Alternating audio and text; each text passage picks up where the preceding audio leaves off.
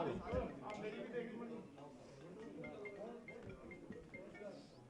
चल चल चल बैठ बैठ बह जा बह जा। यही ਤੁਹਾਨੂੰ ਸੈਂਡ ਕਰ ਦਾਂਗੇ ਜੀ। ਮੇਰੇ ਵਾਲਾ ਕੈਮਰਾ ਬਹੁਤ ਵਧੀਆ। थोड़ा सा फोटो दो ਇਹਨਾਂ ਨੂੰ ਭੇਜ ਦਿੰਦਾ ਹੁਣੇ। एक मिनट जो एक मिनट मैं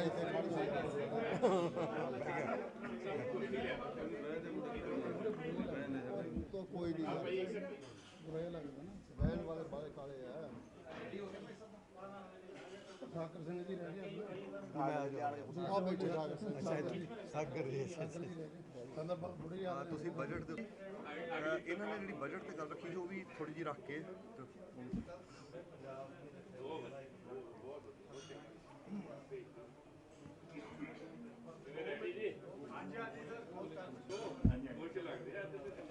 ਬੰਦ ਕਰ ਦਿਓ ਯਾਰ। ਅਜੇ ਬਾਰੀ ਖੁਸ਼ੀ ਰਾ ਮੇਰੇ ਕੋਲ ਸਾਈਲੈਂਟ ਯਾਰ ਸਾਈਲੈਂਟ ਦਰਵਾਜ਼ਾ ਬੰਦ ਕਰ ਦੇ।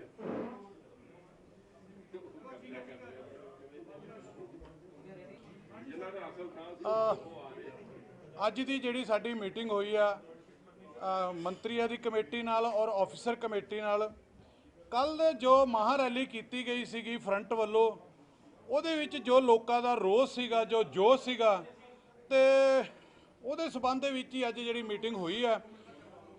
ਕੁਛ ਕਾ ਹੱਦ ਤੱਕ ਜਿਹੜਾ ਮੰਤਰੀਆਂ ਨੇ ਜਾਂ ਕਹਿ ਲਓ ਅਫਸਰ ਕਮੇਟੀ ਨੇ ਕੁਛ ਹੱਦ ਤੱਕ ਸਕਾਰਾਤਮਕ ਰਵੱਈਆ ਅਪਣਾਇਆ, ਕੁਛ ਕੁ ਮੰਗਾਂ ਤੇ ਸਹਿਮਤੀ ਬਣਦੀ ਨਜ਼ਰ ਆਈ ਆ। ਤੇ ਮੰਤਰੀ ਕਮੇਟੀ ਨੇ ਕਿਹਾ ਕਿ ਮੰਗਲਵਾਰ ਤੱਕ ਕੁਛ ਨਾ ਕੁਛ ਐਲਾਨ ਕਰ ਦਿੱਤਾ ਜਾਏਗਾ। ਉਹ ਕੀ ਐਲਾਨ ਹੋਏਗਾ, ਕਿਵੇਂ ਹੋਏਗਾ, ਜੇ ਉਹਦੇ ਬਾਰੇ ਕੁਛ ਨਹੀਂ ਹੈ। ਮੀਟਿੰਗ ਵੀ 4 ਵਜੇ ਰੱਖੀ ਆ। ਉਹਦਾ ਮੁੱਖ ਕਾਰਨ ਇਹ ਦੱਸਿਆ ਗਿਆ ਸੀਗਾ ਕਿ ਅੱਜ ਵਿੱਤ ਮੰਤਰੀ ਸਾਹਿਬ ਕੋਲ ਟਾਈਮ ਨਹੀਂ ਸੀਗਾ, ਇਸ ਕਰਕੇ ਉਹ ਮੀਟਿੰਗ ਦੇ ਵਿੱਚ ਨਹੀਂ ਆਏ। ਔਰ ਜੋ ਵੀ ਚਿੱਠੀ ਪੱਤਰ ਹੋਣਾ, ਨੋਟੀਫਿਕੇਸ਼ਨ ਹੋਣਾ, ਉਹ ਵਿੱਤ ਮੰਤਰੀ ਸਾਹਿਬ ਦੀ ਸਹਿਮਤੀ ਦੇ ਨਾਲ ਹੋਣਾ। ਸੋ ਉਹਨਾਂ ਨੇ ਇਹ ਵੀ ਕਿਹਾ ਕਿ ਮੁੱਖ ਮੰਤਰੀ ਸਾਹਿਬ ਦੇ ਹੁਕਮ ਆ ਕਿ ਜਲਦੀ ਤੋਂ ਜਲਦੀ ਜਿਹੜੇ ਮੁਲਾਜ਼ਮਾਂ ਦੇ ਜਿਹੜੇ ਮਸਲੇ ਆ ਉਹ ਹੱਲ ਕੀਤੇ ਜਾਣ। ਸੋ ਦੇਖਦੇ ਹੁਣ ਜਿਹੜੀ ਅਗਲੀ ਮੀਟਿੰਗ ਮੰਗਲਵਾਰ ਨੂੰ ਹੋਏਗੀ, ਉਹਦੇ ਵਿੱਚ ਕਿਹੜੀਆਂ ਕਿਹੜੀਆਂ ਚਿੱਠੀਆਂ ਇਸ਼ੂ ਕਰਦੇ ਆ। ਤੇ ਜਿੱਥੋਂ ਤੱਕ ਮੀਟਿੰਗ ਕਰਨੀ ਕਿ ਸਰਕਾਰ ਐਲਾਨ ਕਰੇਗੀ? ਮੀਟਿੰਗ ਕਰਕੇ ਐਲਾਨ ਪਹਿਲੇ ਮੀਟਿੰਗ ਹੋਏਗੀ, ਉਸ ਤੋਂ ਬਾਅਦ ਐਲਾਨ ਕੀਤਾ ਜਾਏਗਾ। ਔਰ ਇਹਦੇ ਵਿੱਚ ਇਹ ਵੀ ਕਿਹਾ ਗਿਆ ਕਿ ਤੁਸੀਂ ਜਿਹੜੇ ਆ ਅਗਲੇ ਐਕਸ਼ਨਾਂ ਬਾਰੇ ਜਿਹੜੀ ਗੱਲਬਾਤ ਹੋਈ ਆ, ਉਹਦੇ 'ਚ ਅਸੀਂ ਇਹ ਫੈਸਲਾ ਲਿਆ ਕਿ ਮੰਗਲਵਾਰ ਦੀ ਜਿਹੜੇ ਮੀਟਿੰਗ ਉਹ ਤੋਂ ਇੰਤਜ਼ਾਰ ਕਰਦੇ ਆ। ਐਕਸ਼ਨ ਅਸੀਂ ਦਿੱਤੇ ਉਹ ਇਵੇਂ ਰਹਿਣਗੇ। ਜੇਕਰ ਸਰਕਾਰ ਕੋਈ ਨੋਟੀਫਿਕੇਸ਼ਨਾਂ ਜਿਵੇਂ ਅਸੀਂ ਮੰਗ ਕਰ ਰਹੇ ਹਾਂ ਉਹ ਨੋਟੀਫਿਕੇਸ਼ਨਾਂ ਜਾਰੀ ਹੁੰਦੀਆਂ ਤਾਂ ਮੀਟਿੰਗ ਕਰਕੇ ਅਗਲੇ ਐਕਸ਼ਨਾਂ ਬਾਰੇ ਵਿਚਾਰ ਕਰ ਲਿਆ ਜਾਏਗਾ। ਨਹੀਂ ਤਾਂ ਜਿਹੜੇ ਐਕਸ਼ਨ ਸਾਡੇ ਦਿੱਤੇ ਹੋਏ ਨੇ ਹੜਤਾਲ ਦੇ 9 ਤੋਂ 13 ਦੇ, ਉਹ ਐਕਸ਼ਨ ਐਜ ਇਟ ਇਜ਼ ਚੱਲਦੇ ਰਹਿਣਗੇ। ਇਹਦੀ ਵਿਆਖਿਆ ਕਰ ਦਿਓ ਸਾਡੀ ਮੰਗਾਂ ਦੇ। ਸਾਡੀ ਮੀਟਿੰਗ ਜਿਹੜੀ ਹੈ 2 ਪੜਾਵਾਂ ਦੇ ਵਿੱਚ ਹੋਈ ਹੈ। 3.5 ਘੰਟੇ ਜਿਹੜੀ ਮੀਟਿੰਗ ਹੈ ਮੰਤਰੀਆਂ ਦੀ ਕਮੇਟੀ ਨਾਲ ਚੱਲੀ ਹੈ। ਉਹਦੇ ਵਿੱਚ ਕੁਝ ਗੱਲਾਂ ਤੇ ਸਹਿਮਤੀ ਜਿਹੜੀ ਨੇੜੇ ਆਈ ਹੈ। ਉਹਨਾਂ ਦਾ ਪੋਜ਼ਿਟਿਵ ਰੁਖ ਸੀਗਾ ਮੁਲਾਜ਼ਮਾਂ ਦੀ ਅਤੇ ਪੈਨਸ਼ਨਾਂ ਦੀਆਂ ਮੰਗਾਂ ਪ੍ਰਤੀ, ਤੇ ਉਹ ਇਸ ਗੱਲ 'ਤੇ ਸਹਿਮਤ ਅਸੀਂ ਉਹਨਾਂ ਨੂੰ ਆਪਣੇ ਦਲੀਲਾਂ ਦੇ ਨਾਲ ਕਾਇਲ ਕਰਾਇਆ ਵੀ ਜਿਹੜਾ ਇਹ ਤਨਖਾਹ ਕਮਿਸ਼ਨ ਹੈ ਇਹ ਤਰੁੱਟੀਆਂ ਜ਼ਿਆਦਾ ਹੈ ਵੀ ਇਹਨੂੰ ਸੋਧ ਕੇ ਲਾਗੂ ਕੀਤਾ ਜਾਵੇ। ਉਹਨਾਂ ਨੇ ਸਾਨੂੰ ਇਹਦੇ ਬਾਰੇ ਪੋਜ਼ਿਟਿਵ ਦਿੱਤਾ ਰਿਸਪੌਂਸ। ਆਖਰੀ ਦਾ ਫੈਸਲਾ ਉਹ ਮੰਗਲਵਾਰ ਕਰਨਗੇ। ਜਿੱਥੋਂ ਤੱਕ NPS ਵਾਲੇ ਮੁਲਾਜ਼ਮਾਂ ਦਾ ਸਵਾਲ ਹੈ, ਉਹਦੇ ਲਈ ਉਹਨਾਂ ਨੇ ਜਿਹੜੀ ਕਮੇਟੀ ਬਣੀ ਹੈ ਤੇ ਉਹਨਾਂ ਦੀ ਜਿਹੜੀ ਫੈਮਿਲੀ ਪੈਨਸ਼ਨ ਦਾ ਸਵਾਲ ਹੈ ਉਹਦੇ ਬਾਰੇ ਵੀ ਉਹਨਾਂ ਨੇ ਸਹਿਮਤੀ ਦਿੱਤੀ ਹੈ। ਐਲਾਨ ਜਿਹੜਾ ਉਹ ਫੈਸਲਾ ਮੰਗਲਵਾਰ ਕਰਨਗੇ। ਤੇ ਉਹਦੇ ਨਾਲ ਹੀ ਕੱਚੇ ਮੁਲਾਜ਼ਮਾਂ ਨੂੰ ਪੱਕੇ ਕਰਨ ਦਾ ਸਵਾਲ ਹੈ, ਬੜਾ ਵੱਡਾ ਸਵਾਲ ਹੈ। ਉਹਦੇ ਲਈ ਉਹਨਾਂ ਨੇ ਇਸ ਗੱਲ ਦੀ ਸਹਿਮਤੀ ਦਿੱਤੀ ਹੈ ਵੀ ਜਿਹੜੇ ਕੱਚੇ ਮੁਲਾਜ਼ਮ ਪੱਕੇ ਕਰਨ ਵਾਸਤੇ ਆਊਟਸੋਰਸਿੰਗ ਮੁਲਾਜ਼ਮਾਂ ਨੂੰ ਡਿਪਾਰਟਮੈਂਟ ਲਿਆਉਣ ਵਾਸਤੇ, ਉਹਦੇ ਲਈ ਵੀ ਉਹਨਾਂ ਨੇ ਇੱਕ ਜਿਹੜੀ ਐਕਟ ਹੈ, ਐਕਟ ਜਿਹੜਾ ਅਸੀਂ ਪਹਿਲੇ ਐਕਟ ਨੂੰ ਅਸੀਂ ਰੱਦ ਕੀਤਾ ਹੈ, ਉਹ ਐਕਟ ਪੂਰੇ ਨੂੰ ਅੱਗੇ ਨਹੀਂ ਦਿੰਦਾ। ਇਸ ਕਰਕੇ ਉਸ ਐਕਟ ਦੇ ਵਿੱਚ ਹੁਣ ਸੋਧ ਹੋਣਗੀ। ਅਸੀਂ 2016 ਦੇ ਆਧਾਰ ਤੇ ਉਸ ਲਾਈਟ ਦੇ ਵਿੱਚ ਉਸ ਐਕਟ ਦੀ ਅਸੀਂ ਮੰਗ ਕਰਦੇ ਹਾਂ। ਉਹਦੇ ਨਾਲ ਹੀ ਜਿਹੜੇ ਭੱਤੇ ਹੈ, ਭੱਤਿਆਂ ਨੂੰ ਅਸੀਂ ਸਾਫ਼ ਕਹਿ ਕੇ ਆਏ ਵੀ ਬਹਾਲ ਹੋਣੇ ਚਾਹੀਦੇ ਆ।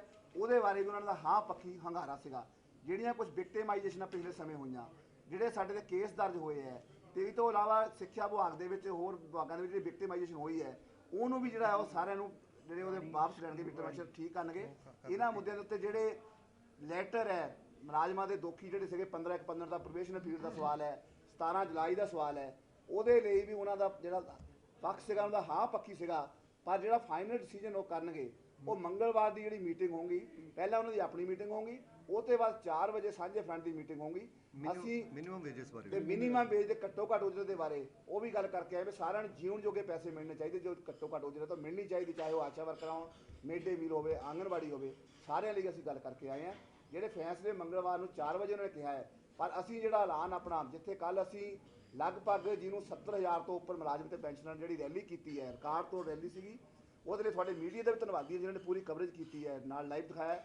ਉਹਦੇ ਨਾਲ ਹੀ ਅਸੀਂ ਜਿਹੜਾ ਐਲਾਨ ਕੀਤਾ ਹੈ ਕਿ 9 ਤਰੀਕ ਤੋਂ ਲੈ ਕੇ 15 ਤਰੀਕ ਤੱਕ ਲੰਬੀ ਹੜਤਾਲ ਹੈ ਕਿ ਜਿਹੜੇ ਸਮੁੱਚੇ ਪੰਜਾਬ ਦੇ ਮੁਲਾਜ਼ਮ ਜਿਹੜੇ ਕੰਮ ਠੱਪ ਕਰਨਗੇ, ਜੇ ਮੰਗਲਵਾਰ ਕੋਈ ਸਿੱਟੇ ਉਹਦੇ ਨਹੀਂ ਨਿਕਲਦੇ, ਉਹਦੇ ਬਾਅਦ 'ਚ ਅਸੀਂ ਆਪਣੀ ਮੀਟਿੰਗ ਜਿਹੜੀ ਕਰਾਂਗੇ, ਫਿਰ ਅਗਲੇ ਫੈਸਲੇ ਲਏ ਜਾਣਗੇ ਮੰਗਲਵਾਰ ਨੂੰ ਮੀਟਿੰਗ। ਇੱਕ ਚੀਜ਼ ਹੋਰ ਸੀਗੀ, ਇੱਕ ਡਿਮਾਂਡ ਰਹਿ ਗਈ, ਅਨਰਿਵਾਈਜ਼ਡ ਜਿਹੜੇ ਸਾਥੀ ਰਹਿ ਗਏ ਸੀ ਜਿਨ੍ਹਾਂ ਦੀ ਸੈਲਰੀ ਰਿਵਾਈਜ਼ ਨਹੀਂ ਸੀ ਹੋਈ ਆ 2011, ਉਹਦੇ ਲਈ ਇੱਕ ਕਮੇਟੀ ਗਠਿਤ ਜਿਹੜੀ ਆ ਉਹ ਕਹਿੰਦੇ ਕਰ ਦਿੱਤੀ ਜਾਏਗੀ, ਮੰਗਲਵਾਰ ਤੱਕ ਉਹਦੀ ਵੀ ਨੋਟੀਫਿਕੇਸ਼ਨ ਹੋ ਜਾਏਗੀ ਤਾਂ ਕਿ ਉਹਨਾਂ ਦੀਆਂ ਅਨਾਮਲੀਆਂ ਦੂਰ ਕਰਕੇ ਉਹਨਾਂ ਦੇ ਜਿਹੜੇ ਸਕੇਲ ਆ ਉਹ ਰਿਵਾਈਜ਼ ਕੀਤੇ ਜਾ ਸਕਣ।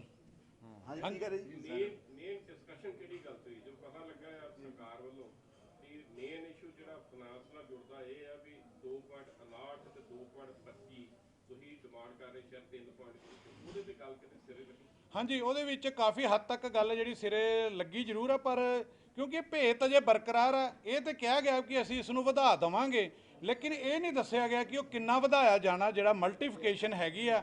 ਸੋ ਅਸੀਂ ਜਿਹੜਾ ਸੀਗਾ ਉਹ 3.74 ਮੰਗ ਰਹੇ ਸੀਗੇ ਤੇ ਸ਼ਾਇਦ 2.72 ਤੱਕ ਗੱਲ ਉਹਨਾਂ ਵੱਲੋਂ ਵੀ ਕੀਤੀ ਗਈ ਵੀ ਹਾਂ ਅਸੀਂ ਤਾਂ ਪੇ ਕਮਿਸ਼ਨ 'ਚ 2.72 ਕਿਹਾ, ਲੇਕਿਨ ਤੁਸੀਂ ਤਾਂ 2.72 ਨੂੰ ਕ੍ਰਾਸ ਕਰਕੇ 3.74 ਮੰਗ ਰਹੇ ਹੋ। ਤਾਂ ਉਹਨਾਂ ਨੇ ਇਹ ਸਪਸ਼ਟ ਕੀਤਾ ਗਿਆ ਕਿ ਤੁਹਾਡੇ ਫਾਰਮੂਲੇ ਗਲਤ ਸੀਗੇ, 3.74 ਜੋ ਅਸਲੀ ਕੈਲਕੂਲੇਸ਼ਨ ਆ ਤੇ ਉਹ ਜਿਹੜੀ ਆ ਉਹ ਤੁਹਾਨੂੰ ਦੇਣੀ ਚਾਹੀਦੀ ਹੈ। ਪਰ ਉਹਨਾਂ ਨੇ ਇਹ ਵੀ ਕਿਹਾ ਕਿ 3.74 ਸਾਡੇ ਲਈ ਇੰਪੋਸੀਬਲ ਹੋਏਗਾ, ਇਹ ਅਸੀਂ ਨਹੀਂ ਦੇ ਸਕਦੇ। ਤੇ ਬਾਰ-ਬਾਰ ਸਾਥੀਆਂ ਨੇ ਪੁੱਛਿਆ ਕਿ ਜੋ ਤੁਸੀਂ ਦੇਣਾ ਚਾਹੁੰਦੇ ਹੋ ਉਹ ਕਲੀਅਰ ਕਰੋ, ਤੇ ਉਹਨਾਂ ਨੇ ਇਹੀ ਕਿਹਾ ਵੀ ਇਹ ਸਪਸ਼ਟ ਜਿਹੜਾ ਅਸੀਂ ਮੰਗਲਵਾਰ ਨੂੰ ਕਰਾਂਗੇ। ਹਾਂ, ਭੱਤਿਆਂ ਬਾਰੇ ਕਿਹਾ ਕਿ ਜਿਹੜੇ ਸਾਰੇ ਭੱਤੇ ਆ ਉਹ ਬਹਾਲ ਕਰ ਦਿੱਤੇ ਜਾਣਗੇ, ਕਿੰਨੇ ਵਧਾਏ ਜਾਣਗੇ ਇਹ ਅਜੇ ਨਹੀਂ ਦੱਸਿਆ ਗਿਆ। ਨਾਲੇ ਇਹ ਗੱਲ ਅਸੀਂ ਬਿਲਕੁਲ ਸਾਫ਼ ਕਹਿ ਕੇ ਆਏ ਹਾਂ ਵੀ ਜਿਹੜਾ 2.25 ਵਾਲਾ ਫਾਰਮੂਲਾ ਬਿਲਕੁਲ ਰੱਦ ਕਰਕੇ ਆਏ ਨਹੀਂ ਕਰ ਦਿੱਤਾ ਹੈ ਉਹਨਾਂ ਨੇ ਤੇ 2.59 ਵਾਲੇ ਨੂੰ ਰੱਦ ਕਰਕੇ ਆਏ ਹਾਂ ਤੇ ਜੋ 31/12/15 ਨੂੰ ਤਨਖਾਹ ਸਕੇਲ ਮਿਲਦੇ ਆ ਉਹਨੂੰ ਆਧਾਰ ਬਣ ਕੇ ਜਿਹੜਾ ਉਹਦਾ ਗਣਾਕ 'ਚ ਵਾਧਾ ਕਰਾਵਾਂਗੇ, ਇਹ ਅਸੀਂ ਸਾਫ਼ ਕਹਿ ਕੇ ਆਏ ਉਹਨਾਂ ਨੂੰ। 2.25 ਰੱਦ ਹੋ ਗਿਆ ਹੈ, 2.25 ਰੱਦ ਹੋ ਚੁੱਕਾ ਹੈ। ਰੱਦ ਹੋ ਗਿਆ ਬਸ ਕਰ ਦਿੱਤੀ 3.74 ਤੇ ਨਹੀਂ ਤੁਸੀਂ ਕੀ ਕੋਈ ਨੈਗੋਸ਼ੀਏਸ਼ਨ ਕਿੱਥੇ ਤੱਕ ਤੁਸੀਂ ਕਿੱਥੋਂ ਤੱਕ ਸਰਕਾਰ ਨੂੰ ਆਫਰ ਕੀਤੀ ਹੈ? ਦੇਖੋ ਜੀ, ਸਰਕਾਰ ਨੇ ਕਿਹਾ ਵੀ ਅਸੀਂ ਤਾਂ ਮੈਕਸਿਮਮ 2 ਜਿਹੜੀ ਆ 72 ਦੇ ਰਿਕਮੈਂਡ ਕੀਤੀ ਸੀ, ਤਾਂ ਅਸੀਂ ਕਿਹਾ ਤੇ ਕੁਛ ਨਹੀਂ, ਅਸੀਂ ਕਿ ਜਿੰਨੀ ਦੇਰ ਤੱਕ ਤੁਸੀਂ ਪੱਤੇ ਆਪਣੇ ਨਹੀਂ ਖੋਲਦੇ ਅਸੀਂ ਕੀ ਦੱਸ ਸਕਦੇ ਹਾਂ। ਸੋ ਜੇ ਉਹਨਾਂ ਨੇ ਕਿਹਾ 2.72 ਜੇ ਕਹਿ ਹੀ ਦਿੱਤਾ ਤੇ ਫਿਰ ਉਹ ਉਸ ਹਿਸਾਬ ਨਾਲ ਗੱਲ ਚੱਲਦੀ, ਜੋ ਕਹਿੰਦੇ ਜਦੋਂ ਉਹਨਾਂ ਨੇ ਕਿਹਾ ਹੀ ਕੁਛ ਨਹੀਂ। ਸੋ ਅਸੀਂ ਵੇਟ ਐਂਡ ਵਾਚ ਤੇ ਆ ਵੀ ਉਹ ਕੀ ਦੇਣਾ ਚਾਹੁੰਦੇ, ਉਸ ਤੋਂ ਬਾਅਦ ਦੇਖਾਂਗੇ ਇਹ ਮੰਗਲਵਾਰ ਨੂੰ। ਅਸੀਂ ਤਰੋਜਾ ਜੀ ਉਹਦੇ ਤੇ ਇਹ ਉਹਨਾਂ ਤੇ ਅਟੈਕ ਕਰਕੇ ਆਏ ਹਾਂ ਬਈ ਜਿਹੜਾ ਉੱਚ ਦਰਜੇ ਦਾ ਅਧਿਕਾਰੀ ਹੈ ਜਿਹੜਾ 10,000 ਗ੍ਰੇਡ ਪੇ ਲੈ ਰਿਹਾ ਉਹਨੂੰ 2.72 ਕਿਉਂ, ਉਹ ਤਰਸ ਦਾ ਪਾਤਰ ਕਿਉਂ ਬਣ ਰਿਹਾ, ਥੱਲੇ ਵਾਲਿਆਂ ਨੂੰ 2.25 2.59 ਦੀ ਕਿਉਂ ਗੱਲ ਕਰਦੇ ਆ। ਇਸ ਕਰਕੇ ਸਾਡੀ ਦਲੀਲ ਦੇ ਵਿੱਚ ਦਮ ਸੀਗਾ, ਜਿਸ ਕਰਕੇ ਉਹਨਾਂ ਨੂੰ ਕੋਈ ਜਵਾਬ ਨਹੀਂ ਆਇਆ ਵੀ ਇੱਕੋ ਹੀ ਗ੍ਰੇਡ ਪੇ ਹੋਊਗਾ, ਗੁਨਾਹ ਹੋਏਗਾ। ਇੱਕ ਬੜਾ ਭੇਦ ਬਣਿਆ ਪਿਆ ਤੁਹਾਡੀਆਂ ਸਾਰੀਆਂ ਮੰਗਾਂ ਜਿਹੜੀਆਂ ਮੰਗੀਆਂ ਉਹਦੀ ਜਿਹੜੀ ਚਾਬੀ ਹੈ ਉਹ ਮਨਪ੍ਰੀਤ ਬਾਦਲ ਹੋਣਾ ਕੋਲ। ਜਿਹੜੀ ਮੀਟਿੰਗ ਹੋਈ ਸੀ 28 ਜੁਲਾਈ ਨੂੰ ਉਦੋਂ ਵੀ ਮੀਟਿੰਗ 'ਚੋਂ ਨਹੀਂ ਆਏ ਤੇ ਅੱਜ ਵੀ ਨਹੀਂ ਆਏ, ਜੋ ਹੋਰ ਸੁਧਾਰਦੇ ਨੇ ਕਿ ਉਹ ਤੁਹਾਡੇ ਮੱਥੇ ਨਹੀਂ ਲੱਗਣਾ ਚਾਹੁੰਦੇ, ਉਹਨਾਂ ਨੂੰ ਕੋਈ ਜਵਾਬ ਨਹੀਂ ਆਇਆ। ਦੇਖੋ ਜੀ, ਇਹਦੇ ਬਾਰੇ ਗੱਲ ਇਹ ਆ ਕਿ ਸਾਨੂੰ ਵਿੱਤ ਮੰਤਰੀ ਨਾਲ ਕੋਈ ਲੈਣਾ ਦੇਣਾ ਨਹੀਂ, ਉਹ ਆਵੇ ਨਾ ਆਵੇ। ਉਹ ਅਗਰ ਮੱਥੇ ਨਹੀਂ ਲੱਗਣਾ ਚਾਹੁੰਦੇ, ਜੇ ਤੁਸੀਂ ਕਿਹਾ ਤੇ ਫਿਰ ਅਸੀਂ ਵੀ ਕਿਹੜਾ ਮੱਥੇ ਲੱਗਣਾ ਚਾਹੁੰਦੇ ਹਾਂ ਜੇ ਉਹ ਦੋਸ਼ੀ ਹੈ ਸਾਡੇ। ਪਰ ਇਹਦੇ ਨਾਲ ਇੱਕ ਗੱਲ ਸੋਚਣ ਵਾਲੀ ਹੈ ਕਿ ਜਿਨ੍ਹਾਂ ਨੇ ਸਰਕਾਰ ਚਲਾਣੀ ਆ, ਮੁੱਖ ਮੰਤਰੀ ਸਾਹਿਬ ਨੇ, ਤੇ ਉਹ ਆਪਣੇ ਆਪ 'ਚ ਆਪਣੇ ਵਿੱਤ ਮੰਤਰੀ ਕੋਲੋਂ ਨੋਟੀਫਿਕੇਸ਼ਨ ਇਸ਼ੂ ਕਰਾ ਲੈਣ, ਕਿਉਂਕਿ ਵੋਟਾਂ ਤੇ ਉਹਨਾਂ ਨੂੰ ਚਾਹੀਦੀਆਂ ਨਾ, ਇਕੱਲੇ ਵਿੱਤ ਮੰਤਰੀ ਨੇ ਤਾਂ ਨਹੀਂ ਜਿੱਤਣਾ, 116 ਬੰਦੇ ਹੋਰ ਵੀ ਇਹਨਾਂ ਦੇ ਇਲੈਕਸ਼ਨ 'ਚ ਖੜਨੇ ਆ। ਸੋ ਦੇਖਦੇ ਆ ਜੀ, ਗੱਲ ਤੇ ਮਾੜੀ ਹੈ ਜੋ ਤੁਸੀਂ ਪੁੱਛੀ ਆ ਵੀ ਆਉਣਾ ਚਾਹੀਦਾ ਸੀ ਵਿੱਤ ਮੰਤਰੀ ਸਾਹਿਬ ਨੂੰ, ਪਰ ਉਹ ਹੁਣ ਕਹਿ ਰਿਹਾ ਵੀ ਸ਼ਾਇਦ ਉਹ ਜਿਹੜੀ ਆ ਮੰਗਲਵਾਰ ਦੀ ਜਿਹੜੀ ਮੀਟਿੰਗ ਦੇ ਵਿੱਚ ਆਣਗੇ। ਠਾਕਰ ਸਿੰਘ ਜੀ, ਅਸਲ ਵਿੱਚ ਅਸੀਂ ਗੱਲ ਕਲੀਅਰ ਕਰ ਦਿੱਤੀ ਹੈ ਬਈ ਜਿਹੜਾ 2011 ਦੇ ਵਿੱਚ ਸਾਨੂੰ ਰਿਵੀਜ਼ਨ ਕੀਤੀ ਹੈ ਤੂੰ ਉਹ ਵਾਪਸ ਲੈ ਰਹੇ ਹੋ, ਤੇ ਇਹਦਾ ਮਤਲਬ ਹੈ ਤੁਸੀਂ ਕਹਿ ਰਹੇ ਹੋ ਵੀ ਜਿਹੜੀ ਪਿਛਲੀ ਸਰਕਾਰ ਸੀ ਉਹ ਲਿਬਰਲ ਸੀਗੀ, ਤੁਸੀਂ ਸਾਡੇ ਤੋਂ ਖੋ ਰਹੇ ਹੋ। ਇਹਦਾ ਮਤਲਬ ਹੈ ਕਿ ਤੁਸੀਂ ਅਗਲੀ ਵਾਰੀ ਸਰਕਾਰ ਨਹੀਂ ਬਣਾਉਣਾ ਚਾਹੁੰਦੇ। ਸਾਨੂੰ ਨਹੀਂ ਪਤਾ ਤੁਹਾਡੇ 'ਚ ਕਿਹੜੇ ਬੰਦੇ ਨੇ ਜਿਹੜੇ ਤੁਹਾਡੀ ਸਰਕਾਰ ਨੂੰ ਢਾਉਣਾ ਚਾਹੁੰਦੇ ਆ। ਇਸ ਲਈ ਇਸ ਨੂੰ ਰਿਵਿਊ ਕੀਤਾ ਜਾਵੇ। ਇਸ ਗੱਲ ਨੂੰ ਚਾਰੇ ਮੰਤਰੀਆਂ ਨੇ ਸਮਝ ਲਿਆ ਵੀ ਜਿਹੜੀ ਇਹ ਗੱਲ ਕਰ ਰਹੇ ਨੇ ਜਾਂ ਸਾਤੋਂ ਕਰਵਾਈ ਜਾ ਰਹੀ ਹੈ, ਗਲਤ ਕਰਵਾਈ ਜਾ ਰਹੀ ਆ। ਇਸ ਲਈ ਉਹ ਰਿਵਿਊ ਕਰਨਗੇ ਹੀ ਕਰਨਗੇ। ਪਰ ਵਿੱਤ ਵਿਭਾਗ ਖਾਸ ਕਰਕੇ ਵਿੱਤ ਮੰਤਰੀ ਮਨਪ੍ਰੀਤ ਬਾਦਲ ਜਦੋਂ ਉਹਨਾਂ ਨੇ ਰਿਪੋਰਟ ਲਾਗੂ ਕੀਤੀ ਹੈ ਉਹ ਕਹਿ ਚੁੱਕੇ ਨੇ ਕਿ ਸਾਲ 2011 ਜਿਹੜੇ ਰੀਰਿਵਾਈਜ਼ ਹੋਏ ਨੇ ਸਕੇਲ ਉਹ ਸਰਕਾਰ ਨੇ ਗੈਰ ਵਾਜਬ ਜਿਹੜੇ ਐਲਾਨ ਦਿੱਤੇ ਨੇ ਉਹ ਵਿੱਤ ਮੰਤਰੀ ਦੇ ਮੀਟਿੰਗ 'ਚ ਹੈ ਹੀ ਨਹੀਂ ਗਏ ਤੇ ਇਹ ਉਹਨਾਂ ਨੂੰ ਰਿਕਮੈਂਡ ਕਰਨਗੇ ਮਨਾਉਣਗੇ ਜਾਂ ਤੁਹਾਨੂੰ ਤੁਹਾਡਾ ਪ੍ਰੈਸ਼ਰ। ਹਾਂ, ਇਹ ਤੁਹਾਡਾ ਬੜਾ ਚੰਗਾ ਪ੍ਰਸ਼ਨ ਆ। ਇਹ ਪ੍ਰੂਵ ਕਰ ਦਿੱਤਾ ਵੀ ਆਪਣੇ ਪੇ ਕਮਿਸ਼ਨ ਨੇ 2009 ਵਿੱਚ 24 ਕੈਟਾਗਰੀਆਂ ਜਿਹਦੇ ਵਿੱਚ 1.5 ਲੱਖ ਮੁਲਾਜ਼ਮ ਹੈ ਉਹਨਾਂ ਦਾ ਕਿਹਾ ਵੀ ਇਹ ਸਭ ਤੋਂ ਕਲੈਰੀਕਲ ਐਰਰ ਹੋ ਗਈ। ਉਹ ਸਵੀਕਾਰ ਕਰ ਲਿਆ ਉਹਨਾਂ ਨੇ ਕਲੈਰੀਕਲ ਐਰਰ ਨੂੰ ਵੀ ਅਸੀਂ ਇਸ ਨੂੰ ਹਿਲਾਵਾਂਗੇ ਨਹੀਂ। ਮੈਂ ਵੀ 225 ਦਾ ਕੁਐਸਚਨ ਨਹੀਂ ਪੈਦਾ ਹੁੰਦਾ, ਪਹਿਲੀ ਗੱਲ। ਦੂਸਰੀ ਗੱਲ, ਵਿੱਤ ਮੰਤਰੀ ਜਾਂ ਵਿੱਤ ਵਿਭਾਗ ਜਿਹੜੀ ਗੱਲ ਕਹਿ ਰਿਹਾ ਸਾਡੇ ਕੋਲ ਪੈਸੇ ਨਹੀਂ ਹਨ, ਇਹ ਅਸੀਂ ਉਹਤੇ ਪ੍ਰੂਵ ਕਰ ਆਏ ਹਾਂ। ਉਹ ਆਪਣੇ 21-22 ਦਾ ਜਿਹੜਾ ਬਜਟ ਹੈ ਉਹਦੇ 'ਚ ਸਵੀਕਾਰ ਕਰਦੇ ਆ ਵੀ 42% ਜਿਹੜਾ ਹੈਗਾ ਸਾਡੀਆਂ ਵਾਧਾ ਹੋਇਆ, ਆਮਦਨ 'ਚ ਵਾਧਾ ਹੋਇਆ। ਜੇ 42% ਵਾਧਾ ਹੋਇਆ ਤਾਂ ਸਾਡੀ ਤਾਂ ਸੈਲਰੀ 2016 ਤੋਂ ਨਹੀਂ ਵਧੀ। ਇਸ ਲਈ ਉਹਨਾਂ ਕੋਲ ਇਸ ਗੱਲ ਦਾ ਕੋਈ ਜਵਾਬ ਨਹੀਂ ਸੀਗਾ। ਉਹ ਇਹ ਮੰਨ ਗਏ ਨੇ, ਮੰਤਰੀ ਵੀ ਮੰਨ ਗਏ। ਉਹ ਕਹਿੰਦੇ ਠੀਕ, ਤੁਹਾਡੇ ਬਿਲਕੁਲ ਪੁਆਇੰਟ ਸਹੀ ਨੇ। ਉਹਨਾਂ ਕੋਲ ਰਸਤਾ ਨਹੀਂ ਸੀ ਇਸ ਗੱਲ ਨੂੰ ਕੱਟਣ ਦਾ। ਇਹ ਹੁਣ ਦੇਖਦੇ ਆ ਮੰਗਲਵਾਰ ਨੂੰ ਉਹ ਕੀ ਕਰਦੇ ਆ, ਕਿੱਧਰ ਨੂੰ ਉਹਨਾਂ ਦਾ ਵਿਚਾਰ ਜਾਂਦੇ ਆ। ਨਹੀਂ, ਪੰਜਾਬ ਤੱਕ ਗੱਲ ਪਟਿਆਲੇ ਜੋ ਕੁਛ ਹੋਇਆ ਇਹ ਉਹਨਾਂ ਨੂੰ ਇਹ ਵੀ ਸਾਫ਼ ਕਹਿ ਜਾਂਦਾ ਵੀ ਜਿਹੜਾ ਤੁਸੀਂ ਆਉਣ ਵਾਲਾ ਜੇ ਇਹੀ ਹਾਲ ਰਿਹਾ ਤੁਹਾਡਾ ਤਾਂ 3,07,000 ਪੈਨਸ਼ਨਰ ਹੈ, 3 ਲੱਖ ਮੁਲਾਜ਼ਮ ਹੈ, 6 ਲੱਖ 6-5-30 40 ਲੱਖ ਵੋਟ ਹੈ। ਇਹ ਤੁਸੀਂ ਆਪਣਾ ਅਗਲਾ ਪੜ੍ਹਿਆ ਵਿਸਾਰ ਕੰਟਰੈਕਚੁਅਲ ਤੇ ਆਊਟਸੋਰਸ ਬਾਕੀ ਜਿਹੜੇ ਆਊਟਸੋਰਸ ਬੱਚੇ ਆ ਹੋਰ ਨੇ ਉਹ ਬੜਾ ਕੁਛ ਹੈ ਤੇ ਇਹ ਆਉਣ ਵਾਲਾ ਸਮਾਂ ਉਹਨਾਂ ਵਾਸਤੇ ਮਾੜਾ ਹੋਏਗਾ। ਲੇਕਿਨ ਇਹ ਪੇ ਕਮਿਸ਼ਨ ਜਿਹੜਾ ਪੇਸ਼ ਕੀਤਾ, ਮੈਂ ਬਕਾਇਦਾ ਕਿਹਾ ਵੀ ਇਹ ਕੌਨਸਪੀਰੇਸੀ ਹੈ ਤੁਹਾਨੂੰ ਹਰਾਉਣ ਦੀ। ਜੇ ਤੁਸੀਂ ਹਾਰਨਾ ਠੀਕ ਆ, ਲਾਗੂ ਕਰ ਦਿਓ। ਅਸੀਂ ਤਾਂ ਇਹ ਵੀ ਕਹਿਤਾ ਵੀ ਭਾਈ ਸਾਨੂੰ ਜਿਹੜੇ ਪੁਰਾਣੇ ਸਕੇਲ ਨੇ ਉਹੀ ਦੇ ਦਿਓ, ਆਪਣੇ ਕੋਲ ਰੱਖ ਲਓ। ਇੱਕ ਇਹ ਹੈ ਵੀ ਜਿਹੜੇ 2011 ਦਾ ਹਵਾਲਾ ਦੇ ਰਿਹਾ ਉਹ ਬਿਲਕੁਲ ਸਾਫ਼ ਕਰਕੇ ਆਏ ਆ। ਉਹ ਸਾਡਾ ਹੱਕ ਜਿਹੜਾ 2006 ਦਾ ਸੀਗਾ ਉਹ ਜਿਹੜਾ ਸਾਨੂੰ 11 ਚ ਮਿਲਿਆ ਹੈ ਤੇ ਉਹਦੇ ਇਲਾਵਾ ਵੀ 83 ਜਿਹੜੀਆਂ ਕੈਟਾਗਰੀਆਂ ਰਹਿ ਗਈਆਂ ਹੈ ਉਹਦੇ ਲਈ ਵੀ ਉਹ ਮੰਨੇ ਆ ਵੀ ਠੀਕ ਆ, ਉਹਦੇ ਲਈ ਕਮੇਟੀ ਬਣਾਵਾਂਗੇ, ਰਿਵਾਈਜ਼ ਕਰਾਂਗੇ। ਤੇ ਸਰਕਾਰ ਤਾਂ ਇੱਥੋਂ ਤੱਕ ਗਈ ਸੀਗੀ ਸਾਡੇ ਕੱਲ੍ਹ ਦੇ ਇਕੱਠ ਨੂੰ ਦੇਖ ਕੇ ਬਈ ਇਹਨਾਂ ਦੀ ਦਬਕੀ ਦੇਣ ਵਾਸਤੇ ਕਹਿੰਦੇ ਤਨਖਾਹਾਂ ਕੱਟਾਂਗੇ, ਪਰ ਅੱਜ ਉਹਨਾਂ ਨੂੰ ਕੋਈ ਜਵਾਬ ਨਹੀਂ ਆਇਆ। ਉਹਨਾਂ ਨੇ ਸਾਫ਼ ਕਹਿਤਾ ਵੀ ਕਿਸੇ ਦਾ ਕੋਈ ਪੈਸਾ ਨਹੀਂ ਕੱਟਿਆ ਜਾਊਗਾ, ਕੋਈ ਤਨਖਾਹ ਨਹੀਂ ਕੱਟੀ ਜਾਊਗੀ। ਪ੍ਰੋਫੈਸ਼ਨਲ ਟੈਕਸ ਜਿਹੜਾ ਵਾ ਕੋਈ ਮਨਦੀਪ ਸਿੱਧੂ ਤੁਸੀਂ ਬੜੀ ਵੱਡੀ ਜਥੇਬੰਦੀ ਨੂੰ ਰੀਚ ਆਊਟ ਕਰਦੇ ਜੇ, ਇਹ ਤੁਹਾਨੂੰ ਸਵਾਲ ਹੈ। ਇੱਕ ਇਹਦੇ ਬਾਰੇ ਲੀਡਰਸ਼ਿਪ ਬੋਲ ਨਹੀਂ ਰਹੀ। ਪੰਜਾਬ ਸਰਕਾਰ ਨੇ ਤਾਂ ਫੈਸਲਾ ਹੀ ਕਰ ਦਿੱਤਾ ਵੀ ਅੱਗੇ ਤੋਂ ਪੰਜਾਬ ਪੇ ਕਮਿਸ਼ਨ ਬਿਠਾਉਣਾ ਹੀ ਨਹੀਂਗਾ। 17 ਜੁਲਾਈ 2020 ਤੋਂ ਉਹਨਾਂ ਨੇ ਕਹਿਤਾ ਜਿਹੜਾ ਭਰਤੀ ਹੈ ਉਹਦੇ ਤੇ ਮੋਦੀ ਵਾਲੇ ਸਕੇਲ ਲਾਗੂ ਹੋਣਗੇ ਤੇ ਇਹਦਾ ਮਤਲਬ ਤੁਹਾਡੇ ਕੋਲੋਂ ਤੇ ਤਨਖਾਹ ਸਕੇਲ ਪੰਜਾਬ ਦਾ ਤਨਖਾਹ ਸਕੇਲ ਵੀ ਥੋੜ੍ਹਾ ਨਹੀਂ, ਇਹ ਸਪਸ਼ਟ ਕੀਤਾ ਗਿਆ ਜੀ। ਇਹਦੇ ਵਿੱਚ ਕੱਲ ਜਦੋਂ ਪਰਸੋਂ ਮੀਟਿੰਗ ਹੋਈ ਸੀ, ਮਿਨਿਸਟਰਸ ਆਏ ਸੀ, ਉਹਨਾਂ ਨੇ ਇੱਕ ਗੱਲ ਕੀਤੀ ਸੀ ਵੀ ਕੇਂਦਰ ਸਰਕਾਰ ਸਾਡੇ ਨਾਲ ਵਿਤਕਰਾ ਕਰ ਰਹੀ ਹੈ ਪੰਜਾਬ ਨਾਲ, ਤੇ ਉਹਨਾਂ ਨੂੰ ਇਹ ਗੱਲ ਯਾਦ ਕਰਾਈ ਵੀ ਤੁਸੀਂ ਇੱਕ ਆਪਣੀ ਸਬਮਿਸ਼ਨ 'ਚ ਇਹ ਗੱਲ ਕਹਿ ਰਹੇ ਹੋ ਵੀ ਕੇਂਦਰ ਸਰਕਾਰ ਸਾਡੇ ਨਾਲ ਵਿਤਕਰਾ ਕਰ ਰਹੀ ਹੈ, ਵੀ ਤੁਸੀਂ ਕੇਂਦਰ ਸਰਕਾਰ ਦੇ ਜਿਹੜੇ ਤਨਖਾਹ ਸਕੇਲ ਨੇ 20/7/20 ਰਾਹੀਂ ਜਿਹੜੇ ਤੁਸੀਂ ਲਾਗੂ ਕੀਤੇ ਨੇ ਉਹਨਾਂ ਨੂੰ ਕਿਉਂ ਨਹੀਂ ਰੱਦ ਕਰਦੇ। ਔਰ ਉਹਨਾਂ ਨੇ ਇਸ ਚੀਜ਼ ਦੀ ਸਹਿਮਤੀ ਦਿੱਤੀ ਹੈ ਵੀ ਜਿਹੜੀ ਇਹ ਚੀਜ਼ਾਂ ਨੇ ਇਹ ਪੰਜਾਬ ਦੇ ਵਿੱਚ ਨਹੀਂ ਹੋਣੀਆਂ ਚਾਹੀਦੀਆਂ। ਔਰ ਇਹਦੇ ਲਈ ਵੀ ਜੋ ਮੰਗਲਵਾਰ ਨੂੰ ਉਹ ਡਿਸੀਜਨ ਮੈਨੂੰ ਲੱਗਦਾ ਵੀ ਹੋ ਸਕਦਾ ਕੋਈ ਨਾ ਕੋਈ ਸ਼ਾਇਦ। ਰਣਬੀਰ ਢਿੱਲੋਂ ਜੀ, ਤੁਸੀਂ ਢਿੱਲੋਂ ਸਾਹਿਬ ਤੁਸੀਂ ਕਈ ਦਹਾਕਿਆਂ ਤੋਂ ਲੜਾਈ ਲੜ ਰਹੇ ਨੇ। ਇਹ ਮਾਈਕ ਦੂਰ ਹੋ ਗਿਆ। ਸਰਕਾਰ ਨਾਲ ਮੀਟਿੰਗ ਕਰਕੇ ਆਏ ਨੇ, ਸਰਕਾਰ ਨਾਲ ਮੀਟਿੰਗ ਕਰਕੇ ਆਏ ਨੇ। ਅੱਜ ਕੀ ਤਜਰਬਾ ਤੁਹਾਨੂੰ ਵੀ ਮਿਲੇਗਾ ਕੁਝ ਅੱਜ ਦੀ ਮੀਟਿੰਗ ਤੋਂ ਕੀ ਲੱਗਦਾ ਤੁਹਾਨੂੰ? ਸਰਕਾਰ ਬੜੀ ਚੁਸਤ ਆ, ਇੱਧਰ ਨੂੰ ਕਰੇ ਉਹਨੇ ਆਪਣੀਆਂ ਚੁਸਤੀਆਂ ਮਾਰੀਆਂ ਤੇ ਸਾਡੇ ਇੱਧਰ ਦੇਖ ਕੇ ਸਾਡੇ ਲੀਡਰ ਉਹਨਾਂ ਤੋਂ ਵੱਧ ਚੁਸਤ ਨੇ। ਇਹ ਉਹਨਾਂ ਨੂੰ ਨੈਗੋਸੀਏਸ਼ਨ ਟੇਬਲ ਤੇ ਅੱਜ ਹਰਾ ਕੇ ਆਏ ਆ। ਮੈਂ ਇਹਨਾਂ ਨੂੰ ਮੁਬਾਰਕਬਾਦ ਦੇਣੀ ਚਾਹੁੰਦਾ।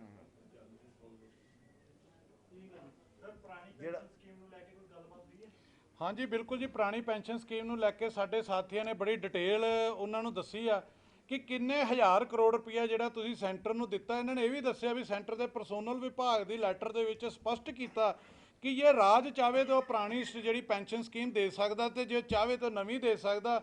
ਸੋ ਜੇਕਰ ਖਜ਼ਾਨਾ ਪੰਜਾਬ ਸਰਕਾਰ ਦਾ ਖਾਲੀ ਹੈ ਤਾਂ ਸਾਨੂੰ ਪੁਰਾਣੀ ਪੈਨਸ਼ਨ ਦੇ ਕੇ ਭਰ ਲੈ, ਕਿਉਂਕਿ ਜਿਹੜੇ ਪੈਸੇ ਸ਼ੇਅਰ ਮਾਰਕੀਟ 'ਚ ਕਾਰਪੋਰੇਟ ਘਰਾਣੇ ਵਰਤ ਰਹੇ ਉਹ ਪੰਜਾਬ ਸਰਕਾਰ ਕੋਲ ਆ ਜਾਣਗੇ। ਨਾਲ ਦੀ ਨਾਲ ਉਹਨਾਂ ਨੇ ਉਹਦੇ ਵਿੱਚ ਜਿਹੜੀ ਆ 9000 ਕਰੋੜ ਜਿਹੜੀ ਫੈਮਿਲੀ ਪੈਨਸ਼ਨ ਆ ਉਹਦੇ ਬਾਰੇ ਹਾਮੀ ਭਰੀ ਆ, ਔਰ ਇੱਥੋਂ ਤੱਕ ਕਹਿਤਾ ਕਿ ਇਹਦੀ ਲੈਟਰ ਜਿਹੜੀ ਆ ਅਸੀਂ ਹਰ ਹਾਲਤ 'ਚ ਮੰਗਲਵਾਰ ਦੀ ਮੀਟਿੰਗ ਤੋਂ ਬਾਅਦ ਇਸ਼ੂ ਕਰ ਦਾਂਗੇ ਫੈਮਿਲੀ ਜਿਹੜੀ ਪੈਨਸ਼ਨ ਦੀ। ਨਹੀਂ 9 ਤਰੀਕ ਤੋਂ ਪਹਿਲੇ ਨਹੀਂ, 9 ਤੋਂ 15 ਤੱਕ ਆ। ਉਸ ਤੋਂ ਬਾਅਦ ਫਿਰ ਜਿਹੜੀ ਰੈਲੀ ਹੈ ਮੋਹਾਲੀ ਵਿਖੇ ਪਟਿਆਲੇ ਵਿਖੇ ਹੋਈ ਆ, ਉਸ ਤੋਂ 2 ਗੁਣਾ ਜਾਂ 3 ਗੁਣਾ ਵੱਡੀ ਰੈਲੀ ਫਿਰ ਅਸੀਂ ਇੱਥੇ ਮੋਹਾਲੀ ਦੇ ਵਿੱਚ ਕਰਾਂਗੇ ਤੇ ਇੱਥੇ ਸੀਐਮ ਹਾਊਸ ਜਾਂ ਵਿਧਾਨ ਸਭਾ ਜਿਹੜਾ ਉਹ ਵੀ ਅਸੀਂ ਘੇਰਾਂਗੇ। ਔਰ ਇਹ ਚੀਜ਼ ਜਿਹੜਾ ਸੈਸ਼ਨ ਦੇ ਦੌਰਾਨ ਕੀਤੀ ਜਾਏਗੀ ਔਰ ਦੱਸਾਂਗੇ ਕਿ ਜਿੰਨੀ ਤੁਸੀਂ ਸਟਰੈਂਥ ਸਾਡੀ ਦੇਖੀ ਹੁਣ ਉਸ ਤੋਂ ਕਈ ਗੁਣਾ ਵੱਧ ਸਟਰੈਂਥ ਆਏਗੀ। ਕਿਸਾਨਾਂ ਤੋਂ ਬਾਅਦ ਜੇ ਸਭ ਤੋਂ ਵੱਡਾ ਅੰਦੋਲਨ ਹੁਣ ਉੱਭਰੇਗਾ ਤੇ ਉਹ ਮੁਲਾਜ਼ਮਾਂ ਦਾ ਅੰਦੋਲਨ ਹੋਏਗਾ। ਜਿਹੜੀ ਆ ਦੋ ਜਥੇਬੰਦੀਆਂ ਹੈਗੀਆਂ ਕਿਸਾਨਾਂ ਦੀਆਂ ਤੇ ਮੁਲਾਜ਼ਮਾਂ ਦੇ, ਇਹੀ ਆਉਣ ਵਾਲੇ 2022 ਦੇ ਜਿਹੜਾ ਪੋਲੀਟੀਕਲ ਦਾ ਭਵਿੱਖ ਆ, ਰਾਜਨੀਤੀ ਭਵਿੱਖ ਆ, ਇਹੀ ਨਿਰਧਾਰਿਤ ਕਰਨਗੀਆਂ। ਚਲੋ ਬਹੁਤ ਹੈ ਜੀ,